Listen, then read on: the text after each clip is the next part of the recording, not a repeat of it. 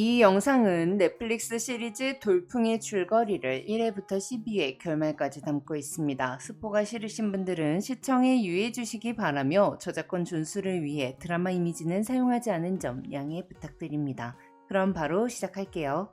국무총리 박동훈은 친구인 서기태 검사와 대진그룹의 비자금을 조사하던 중 대통령이 받으면 안 되는 돈을 받았다는 걸 알게 되고 이를 파헤치던 중 박동호의 수행비서이자 서기태 검사의 친동생인 서정현을 통해 서기태가 스스로 목숨을 끊었다는 소식을 듣게 됩니다.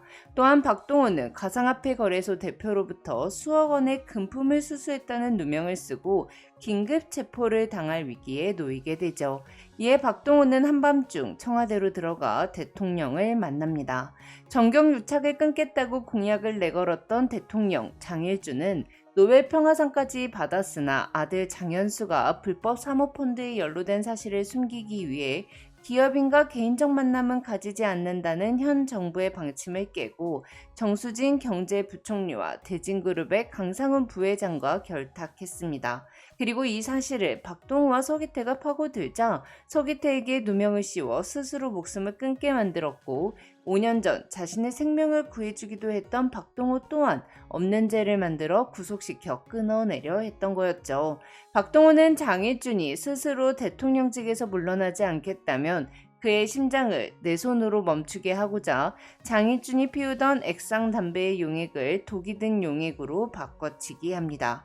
박동호가 청와대를 떠난 후 비서실장 최현숙과 대화를 나누던 장일준은 담배를 피다 쓰러지고 즉시 국군수도병원으로 옮겨져 수술을 받았으나 코마 상태에 빠졌습니다. 대통령 권한대행이 된 박동호는 기자회견을 통해 불의 위에 잠든 자, 법 위에 군림하는 자를 심판하겠다고 선언해요. 한 달 뒤에 대통령 소생 불가 판정이 나오면 야당에서는 조기 대선을 하자고 할 테니 박동호는 단 한 달의 시간 동안 쓰레기를 모아 세상 밖으로 버리는 작업을 완수해야 했습니다. 강상훈 부회장과 정수진은 자신들의 비리를 숨기기 위해 국회에 박동호 권한대행 사퇴 결의안을 상정했고 박동호의 수행비서인 서정현의 집에 수억 원의 양도성 예금 증서를 숨겨두고 압수수색을 하여 박동호가 뇌물을 받았다는 증거를 조작합니다. 이에 박동호 권한대행 사퇴 결의안은 가결돼 버리죠. 거기다가 비서실장인 최현숙이 박동호가 대통령의 담배를 바꿔치기 했다는 사실을 알게 돼버리는데요. 이에 박동호는 최현숙에게 대통령을 시해했다고 사실대로 고백하고 세상을 뒤엎을 한 달의 시간만 달라고 호소합니다. 최현숙 또한 박동호와 뜻이 같았기에 박동호와 함께하기로 하고 영부인의 약점을 이용해 영부인이 의원들 앞에서 잠시 깨어난 장일준 대통령이 박동호 국무총리의 지휘 아래 한치의 흔들림 없이 국정을 지휘할 것을 명했다고 거짓말을 하게 하죠.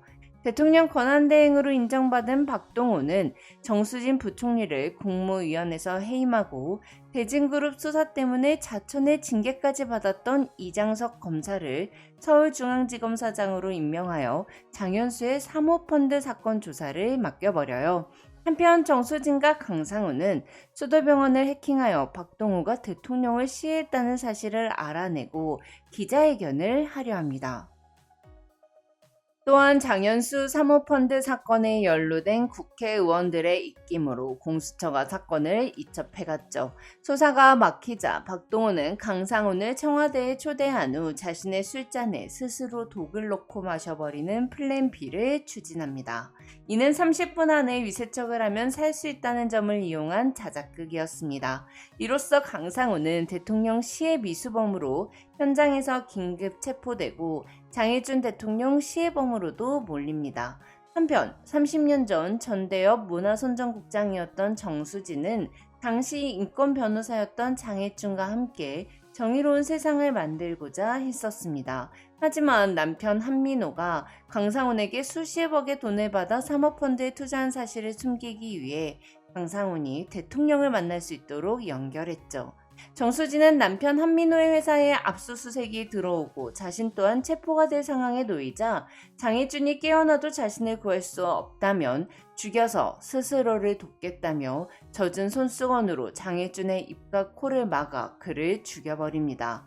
장혜준 대통령이 서거한 후 정수진은 박동호가 대통령 아들을 무리하게 수사하여 정혜준이 충격으로 사망했다고 여론을 조작했고 장혜준을 성역화하며 자신이 장혜준의 후계자임을 드러내죠.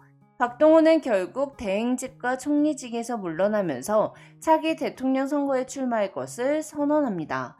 하지만 정수진은 장혜준 추모바람을 타고 승승장구했고 30년간 여의도의 구미호로 군림해왔던 박창식 또한 박동호보다 지지율이 높았습니다. 이에 박동호는 대한국민당 대통령 후보가 되기 위해 태극기 부대의 정신적 지주인 신한당 조상천에게 화살을 빌립니다.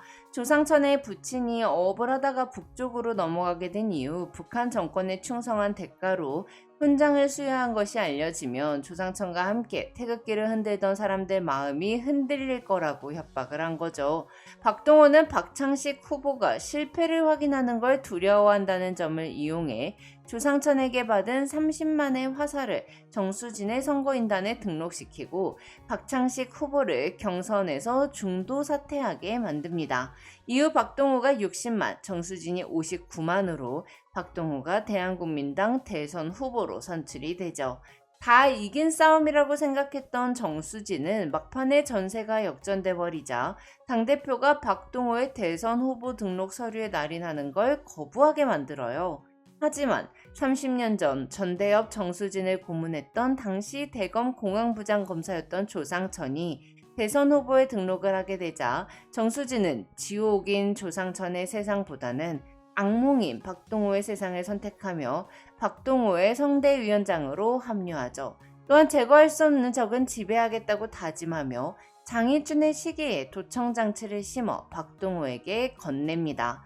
또한 수진은 사촌 오빠이자 서울지검 차장검사인 정필규를 통해 조상천이 북한에 살아있는 동생과 아버지에게 브로커를 통해 5,000달러를 건넸다는 사실을 알아내고 정필규를 민정수석으로 임명할 것을 요구합니다. 박동호는 대선 토론회에서 정필규가 준 문건을 사용하여 공격하고 이에 조상천의 지지자들이 대거 돌아서게 되며 박동호는 대통령으로 취임하게 됐습니다. 이후 박동호는 정수진이 요구한 대로 구속되어 있던 대진그룹 강영익 회장을 특별 사면합니다. 정수진은 대진그룹 강영익에게 받은 기관장 추천 명단을 박동호에게 전하며 해당 인물들을 임명할 것을 요구하고 대통령을 시해했다는 박동호의 자백이 들어있는 최현숙의 보이스펜을 들이밉니다. 정수진이 도청을 통해 보이스펜을 찾아냈던 거였죠. 정수진이 자기가 이긴 싸움이라고 생각하던 순간 박동호는 정수진이 수행비서에게 자신이 장혜준을 죽이던 순간을 고백하는 대화 내용이 녹음된 녹취 파일을 들려줘요. 사실 박동호는 처음부터 손목시계에 도청장치가 있다는 걸 눈치챘습니다. 손목시계를 파쇄하면 정수진이 대선 지원을 중단할 테니 대선에 이기기 위해 정수진을 이용한 거였죠. 또한 박동호도 정수진을 도청하고 있었습니다. 박동호는 정수진이 건넨 기관장 추천 명단에 있는 사람은 단 한 명도 임명하지 않았고 모습이 드러난 강력인의 개들을 심판하고자 합니다. 박동호는 정수진을 국무총리로 지명하고 청문회를 정수진의 처형장으로 만들 계획을 세워요. 하지만 정수진은 그냥 당하고 있지 않았습니다. 장현수 사모펀드의 배후에는 강영익 회장이 있었기에 수진은 강영익에게 북한의 고위 인사를 움직여 북한에 있는 조상천의 가족들을 죽여달라고 부탁합니다. 조상천은 정수진 덕분에 자신의 발목을 잡던 북한의 가족들이 없어졌기에 정수진과 손을 잡고 인사청문회를 난장판으로 몰고 가며 임명동의안을 가결시키죠. 또한 정수진은 이장석 검사에게 장혜준이 쓰러진 날 박동호가 청와대에 출입한 사진을 전해버려요. 한편 박동호는 대진그룹의 비자금 수사를 위해 강영익 회장을 만나 강영익의 감옥에 수감된 강상훈을 버리고 차남 강상진에게 회사를 물려줄 거라고 말하는 걸 강상훈에게 직접 들려줍니다. 강상훈은 아버지에 대한 배신감에 마카오뱅크의 계좌번호를 모두 털어놓죠. 정수진의 남편 한민호는 마카오뱅크 계좌로 투자금을 입금받았기에 150억 이상의 불법 투자금이 세상에 드러나게 될 위기에 놓이자 스스로 목숨을 끊습니다. 한민호가 특별지원금 명목으로 대한국민당 의원 50명에게 자금을 대줬는데 이 부분이 드러나면 아내 정수진과 대한국민당이 무너지기 때문이었죠. 정수진은 남편의 장례식을 치르며 박동호에게 복수하겠다고 일을 갑니다. 정수진은 조상천을 통해 장일준 대통령 죽음의 의혹을 던지며 국정조사를 요구했고 강상훈이 박동호가 장일준을 죽였다고 증언하며 박동호의 수행비서 서정윤이 클럽에서 심장에 무리를 주는 마약을 구매하는 CCTV 영상을 증거로 제출합니다. 또한 이장석도 국정조사 증인으로 출석하여 박동호가 장일준을 시해했다는 근거가 충분하다고 발언하며 박동호 대통령 탄핵안은 통과되었습니다. 박동호는 강영익을 만나 청와대 절반을 내주겠다며 헌법재판소로 간 탄핵안을 기각시켜달라고 요구해요. 박동호에게 대진그룹의 분식회계 배임 자료가 있었고 박동호가 탄핵되면 권력은 강영익의 반대편에 선 정수진과 강상훈에게 가므로 강영익은 박동호의 손을 잡습니다. 강영익은 장일준의 아들 장현수가 마약을 투여했다는 사실로 영부인이었던 유정미를 협박했고 유정미는 2022년 11월 18일 대통령의 시해가 있었던 날 박동호가 자신과 차를 마셨다고 거짓말을 하며 박동호 장일준 시해설에 대한 의혹을 부인합니다. 또한 강력익은 9명의 헌법재판관들을 매수하기 시작하는데요. 하지만 정수진이 발빠르게 헌법재판소장을 포함해 6명을 먼저 매수하자 강력익은 박동호에게 자신은 이 판에서 빠지겠다고 선언하죠. 이렇게 박동호는 탄핵이 될 것 같았어요. 하지만 헌법재판소장 채용하는 탄핵 기각을 선고합니다. 영부인 유정미와 불륜관계에 있었던 사람이 채용안이었다는 걸 알고 있었던 최은숙 비서실장이 헌법재판소장을 압박하여 다른 재판관들까지 미리 매수해 두었거든요. 이후 박동호는 자신이 장일준을 시해했고 강영익과 정수진, 조상천이 각각 헌법재판관들을 매수했다는 사실을 전 국민 앞에서 폭로하며 저들을 심판하는 것이 저의 마지막 소임이었으니 이제 저는 이 세상의 오물들과 함께 역사의 무대에서 사라지겠다고 말합니다. 그리고 박동호는 강영익에게 탄핵을 기각시켜달라며 거래하던 장면이 찍힌 영상을 이장석 검사에게 전달하죠. 7개월 전 서기태는 박동호에게 내가 넘어지면 청와대에 남은 잡초는 내가 뽑아달라고 부탁했었습니다. 서기태의 꿈은 돌풍, 숨막히는 오늘의 세상을 다 쓸어버리고 다시 시작하는 거였죠. 이에 박동호는 서기태의 꿈 돌풍을 이루기 위해 스스로 악이 되어 악을 잡고 악과 함께 지옥에 가기로 했던 거였어요. 하지만 정수진은 강영익 회장이 대통령의 압박을 피하기 위해 없는 사실을 발언한 것이기에 헌법재판소는 매수된 적 없이 결백하다고 주장합니다. 또한 정수진은 비상국무회의를 소집하고 3군 참모총장을 최현숙에게 보낸 후 박동호 대통령의 지시를 받은 최현숙이 계엄령을 검토하고 있다고 음해하죠. 정수진은 검찰의 체포영장 청구에 반발한 박동호 대통령이 헌정 질서를 유린하고 있으니 헌법을 지키기 위해 대통령을 버려야 할 시간이라고 발표합니다. 박동호는 혼자 모든 죗값을 받기 위해 최윤석과 서정현에게 박동호가 장일준을 시해했다는 사실을 전혀 몰랐다고 진술하라고 했습니다. 하지만 박동호가 최윤석에게 세상을 바꿀 시간을 달라고 했던 그 순간부터 박동호를 혼자 두지 않았던 최윤석은 헌법재판소장 채용안이 자신에게 매수되는 장면이 찍힌 영상을 공개하죠. 또한 박동호 대통령이 법정 앞에 서기 전에 가려는 마지막 길을 막지 말아달라며 박동호 대통령이 오르고 있는 골고다 언덕 함께 오르겠다며 박동호를 옹호합니다. 최현숙의 증거 제출로 박동호의 체포영장은 기각되었고 박동우는 헌법재판관과 대진그룹 강영익 회장, 조상천 의원, 정수진 총리의 수사가 끝나면 한 명의 시민으로서 치조를 받겠다고 약조해요. 이후 박동우는 강상훈을 압박하여 강영익 회장이 사람들을 은밀히 만나는 장소를 알아내고 강영익이 자신이 매수한 헌법재판관들에게 입막음용 뇌물을 전달하는 현장을 덮쳐 뇌물 공여 수수 혐의로 강영익을 현장에서 체포합니다. 또한 조상천이 북한에 있는 가족을 죽이도록 강영익에게 사주하고 정수진이 이에 개입한 사실을 언론에 폭로했습니다. 대북 로비 관련 의혹으로 자택 압수수색까지 당한 정수진은 남편 한민호의 태블릿을 익명으로 이장석에게 넘겨버리죠.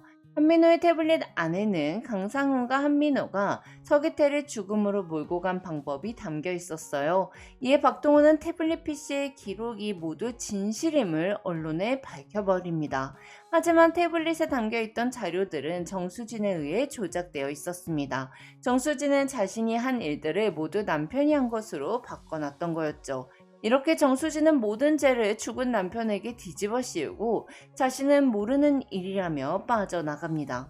그리고는 과거 수진과 전대협에서 함께 활동했던 민주노총 위원장 김정수, 변호사협회 협회장 정재문을 찾아가 적절한 보상을 던지며 박대웅 대통령의 즉각 사퇴를 요구하는 성명을 발표하게 만들죠. 민주노총은 파업을 예고했고 수진의 입김으로 전국 행정기관장들은 사표를 썼으며 종교계에서도 대통령 사퇴 요구가 거세졌습니다. 이에 박동우는 과거 정수진 장일준과 함께 올랐던 산으로 정수진을 불러냅니다.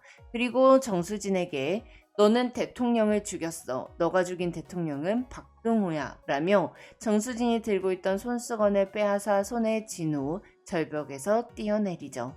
정수진은 박동우 시해 혐의로 긴급 체포되었고 박동우는 서거합니다. 한편 박동우는 죽음을 선택하기 전 유서를 남겼고 최은숙을 통해 정수진이 자신이 저지른 죄를 자백하는 경우에만 유서를 공개해달라고 부탁했습니다. 정수진이 자백하지 않는다면 정수진을 박동우 대통령 시해범으로 만들어서라도 지옥으로 끌고 갈 생각이었던 거였죠. 이에 정수진은 남편 한민호에게 정치자금을 받은 50여 명의 여당 국회의원의 이름을 털어놓고 시해 혐의를 벗습니다. 추진이 몰고 온 돌풍은 국회의원 총사퇴와 조기 국회의원 선거를 요구하는 국민의 요구로 이어집니다. 하지만 박동우가 서거한 후 정수진이 대통령 권한대행이 되면서 이장석은 정수진을 체포할 수 없게 돼버리죠. 이에 서정현은 정수진의 국무총리실을 찾아와 정수진의 수행비서이자 전 약혼자인 이만길과 대화를 나누며 꽃병에 몰래 카메라를 숨겨 놓습니다.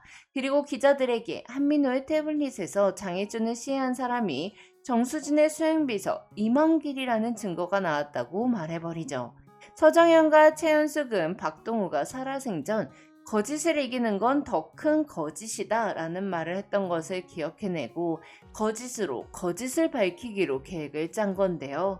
이만길은 장혜준 대통령을 시해했다는 누명을 쓰게 되자 국무총리실로 돌아온 정수진에게 진실을 밝히라고 소리쳤고 정수진은 이만길을 회유하기 위해 장혜준 대통령을 죽인 게 자신이라고 시인합니다. 그리고 이 장면을 온 국민이 생방송으로 지켜보고 있었죠. 정수진은 장혜준 대통령 시해 혐의로 긴급 체포되고 구치소에 들어갑니다. 국민을 위해서 정치를 한 적이 없다던 박동우. 박동우의 정치는 국민을 위한 것이 아니었습니다. 추악한 세상을 견딜 수 없는 나를 위해서, 불의한 자들의 지배를 받을 수 없는 나를 위해서 정치를 했을 뿐이었죠. 그런 박동우가 내민 마지막 발걸음은 왼쪽의 어둠을 부수고 오른쪽의 어둠을 걷어내며 새로운 빛을 만들었어요. 박동우는 21대 대통령으로서 현충원에 안치됩니다. 지금까지 잼잼 리뷰였습니다. 감사합니다.